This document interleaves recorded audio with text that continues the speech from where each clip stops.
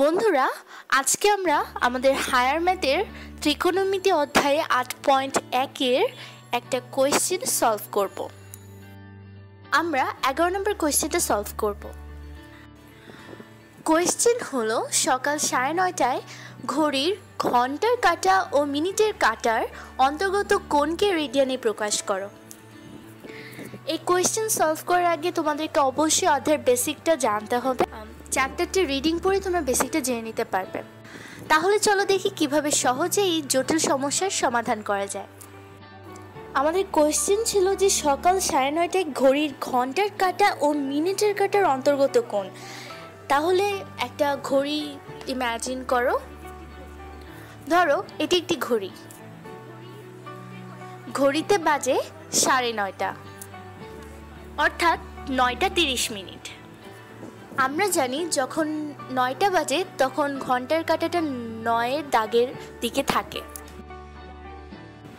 আর যখন 9:30 বাজবে তখন মিনিটের কাঁটা এই 6 নাম্বার দাগের দিকে যাবে। তাহলে চলো দেখে নিই, যখন 9:30 বাজবে তখন ঘন্টার কাঁটাটা কোথায় থাকবে এবং মিনিটের কাঁটা কোথায় থাকবে, এদের মধ্যবর্তী ব্যবধান এবং যে কোণ উৎপন্ন হচ্ছে সেটাকে রেডিয়ানে কিভাবে প্রকাশ করা যায়। আমরা জানি ঘড়ির ডায়াল, এই যেখানে ডায়াল আছে, এই ডায়ালের কেন্দ্রে উৎপন্ন কোণ হচ্ছে 360 ডিগ্রি, অর্থাৎ এই ডায়ালের কেন্দ্রে যে কোণ উৎপন্ন হচ্ছে তা 360 ডিগ্রি। আর ঘড়ির ডায়ালের মোট ঘর, এখন দেখতে হবে মোট ঘরটা কিভাবে আমরা গণনা করছি। এখানে 12টা থেকে 1টা 1 ঘন্টা, 1টা থেকে 2টা 2 ঘন্টা, তারপর 3 ঘন্টা, 4 ঘন্টা, 5 ঘন্টা, এভাবে 12 ঘন্টা পর্যন্ত আছে। আবার এখানে এই 1 ঘন্টার যে ঘরটা সেটা আবার 5 ভাগে বিভক্ত থাকে, 1 2 3 4 5। এখানে এক ঘর যদি 5 ভাগে বিভক্ত থাকে তাহলে এই 12টি ঘরে 5 × 12 = 60টি ঘর থাকবে। তাহলে আমরা পাচ্ছি ঘড়ির ডায়ালের মোট ঘর 60টি।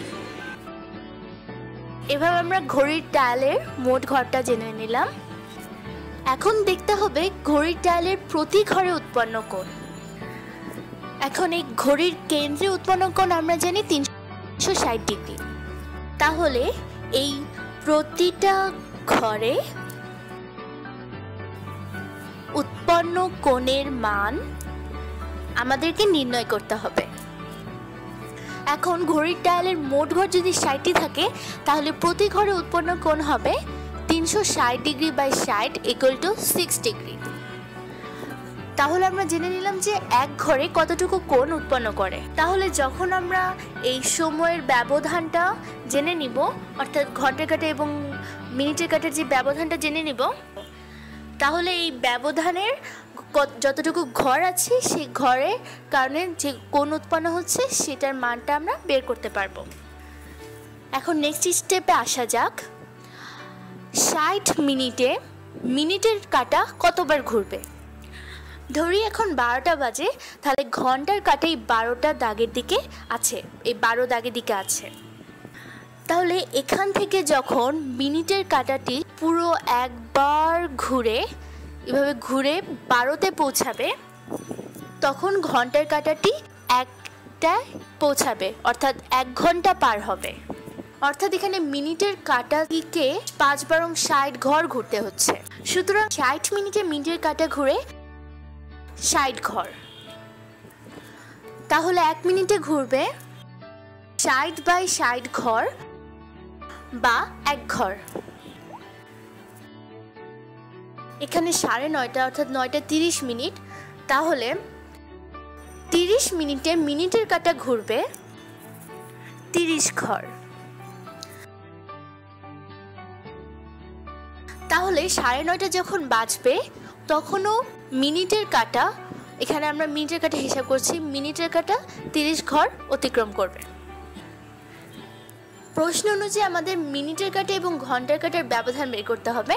আর আমরা ইতিমধ্যে মিনিটের কাঁটার কত ঘর ঘুরছে সেটা বের করে ফেলছি, এখন ঘন্টার কাঁটাটা বের করতে হবে। 1 ঘন্টায় ঘন্টার কাঁটা কতবার ঘুরবে। অর্থাৎ ঘন্টার কাঁটাটি যখন 12টা থেকে 1টায় যাবে তখন 1 ঘন্টা পার হবে, অর্থাৎ 1 ঘন্টা অতিক্রম করতে এর 5টি ঘর অতিক্রম করতে হচ্ছে। তাহলে আমরা বলতে পারি 1 ঘন্টায় ঘন্টার কাঁটা ঘুরে 5 ঘর। তাহলে 9 ঘন্টায়, অর্থাৎ আমাদের এখানে যে 9টা 30 মিনিট, এই 9 ঘন্টায় ঘন্টার কাঁটা ঘুরে 5 × 9 ঘর ইকুয়াল টু 45 ঘর। আচ্ছা, 9 ঘন্টায় অর্থাৎ যখন 9টা বাজবে তখন ঘন্টার কাঁটাটি 45 ঘর ঘুরবে, কিন্তু যখন 9:30 বাজবে তখন ঘন্টার কাঁটাটি শুধু 45 ঘরই ঘুরবে না, এই 30 মিনিটের জন্য ঘন্টার কাঁটাটি সামান্য পরিবর্তন হবে। তাহলে 30 মিনিটে ঘন্টার কাঁটা ঘুরে 5 × 30/60 ঘর, অর্থাৎ 30 মিনিটে ঘুরবে 2.5 ঘর। সুতরাং 9:30টায় মোট ঘন্টার কাঁটা ঘুরবে 45 যোগ 2.5 ঘর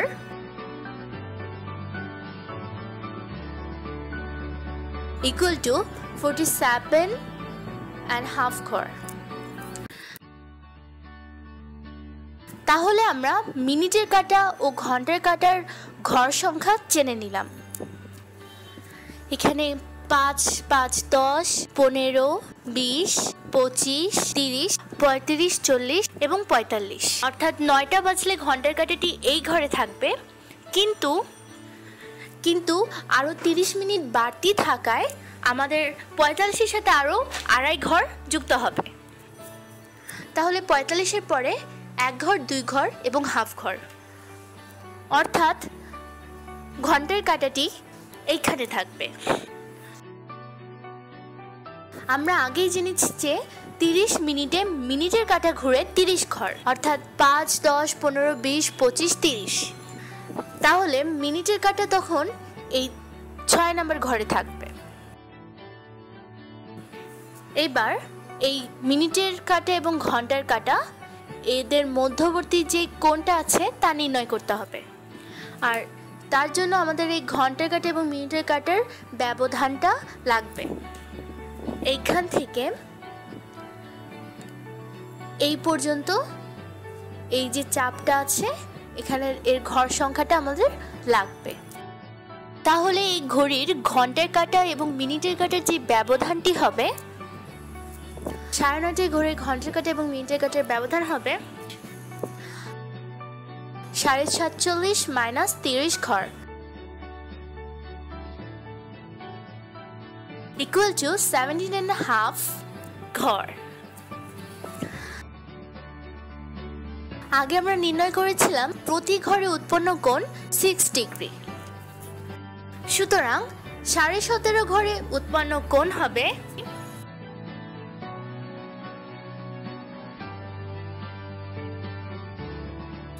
6 × 17.5 ডিগ্রি equal to 105 ডিগ্রি। আমাদের প্রশ্ন ছিল কোণকে রেডিয়ানে প্রকাশ করো, তাহলে 105 ডিগ্রি কোণকে পাই দিয়ে গুণ করে 180 দিয়ে ভাগ করলে আমরা রেডিয়ান কোণটা পেয়ে যাব,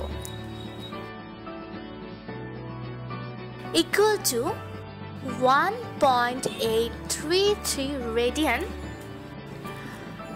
আর প্রায় দিতে অবশ্যই মনে রাখবে। তাহলে বন্ধুরা দেখলে কিভাবে আমরা এই জটিল সমস্যাটির সহজ সমাধান পেয়ে গেলাম।